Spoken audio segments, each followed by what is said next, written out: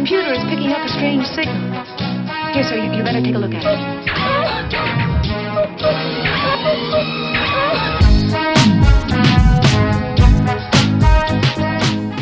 Hello dear listeners, and welcome to Life Through a Prism with your host Rob Tierney, episode 73.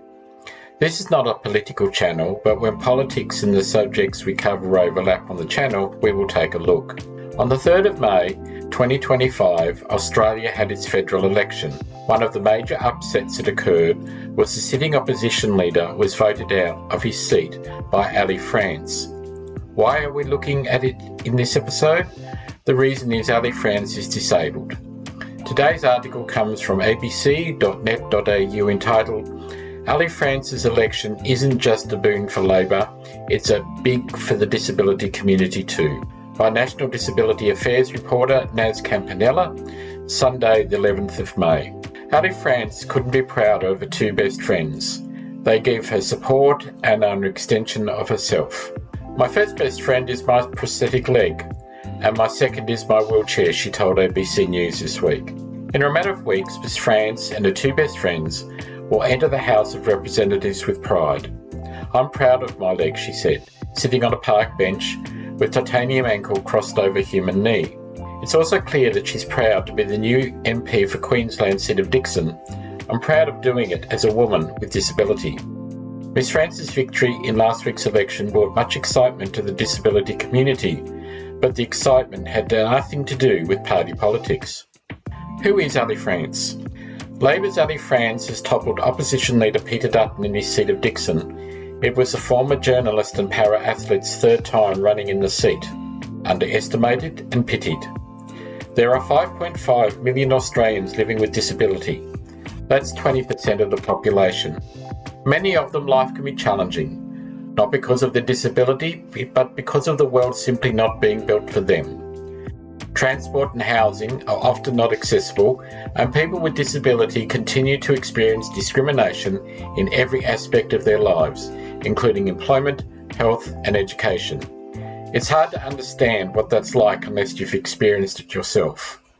Ali France says she was quote-unquote underestimated and quote-unquote pitied when she returned to work with a disability, said AB News' Mary Lloyd.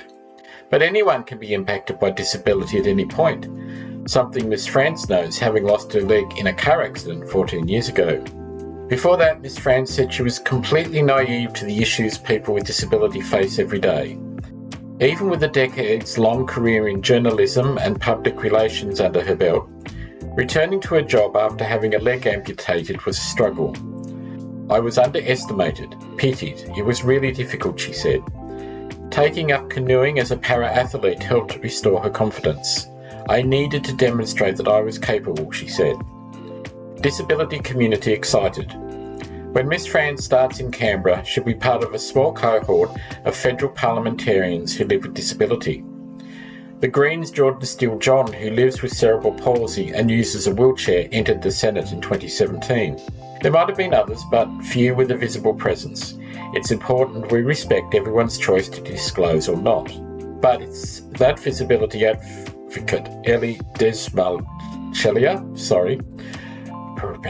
who door-knocked for Miss France during her election campaign, said would prove powerful.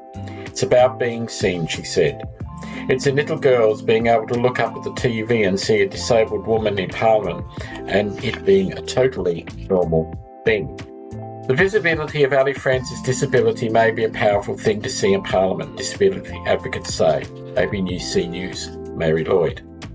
Miss France is almost certainly also the first member of a federal government to be a National Disability Insurance Scheme participant. Nick Avery from NDIS advocacy organisation Every Australian Counts said having Miss France sharing her unique perspective at such a high level would be invaluable. We need to have the voices of people with disability in our parliament, where decisions are made about us, she said.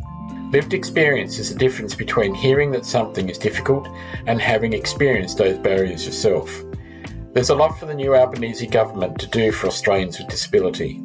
Among them are restoring trust in and the sustainability of the NDIS, as well as negotiating with the states and territories on the rollout of the much anticipated foundational supports for those outside the scheme. Three big disability issues the next government needs to address. On the eve of a new parliament, these are the three areas disability advocates want addressed, write Evan Young and Naz Campanella. Ms Avery said changes to the NDIS introduced last year were done without proper consultation. She believes having another disabled voice in Parliament will make a difference. We really need the opportunity for the government to work with us, she said. But Ms Desmarchila argues it's not Ms France's job to fix the NDIS, and suggestions from some in the community that she should be given the portfolio is an unfair expectation of a first-term MP. That conversation is backwards, she said. All policy is disability policy. And when we make the NDIS minister the go-to on disability, we are making ourselves smaller in the government, not an inspiration. While Ms France said disability issues will always be a focus, being her authentic self in serving the people of Dixon is her number one priority. There's lots of people in my community who have already spoken to me about their ideas and thoughts about the NDIS, and I want people to always know that this is a passion of mine, she said. Ms France recently lost her eldest son, Henry, to cancer. She said being the local member is a chance to repay her community for their support privately and at the ballot box. She hasn't shied away from showing emotion or talking about those tough times. Ali France is passionate about disability issues, but says serving the people of Dixon is a number one priority. ABC News, Brendan Esposito. But like most people with disability, the term inspirational doesn't sit well with her. She hopes that by redefining what it means to be strong and bringing a unique perspective, she can make a difference to politics and the next generation of Australians with disability. I think strong is having vulnerability but still moving forward. It's about showing people who you genuinely are. There you go, listener. What do you think? Is it a monumental time for people with a disability? Do you think that in 3 years' time we will look back and see positive change for the Australian disability community? Before we end today, the podcast is now on Apple Podcasts as well as Spotify and YouTube. And the podcast now has a website. The link will be in the show notes. Let's have a conversation. Till next time, take care and bye for now.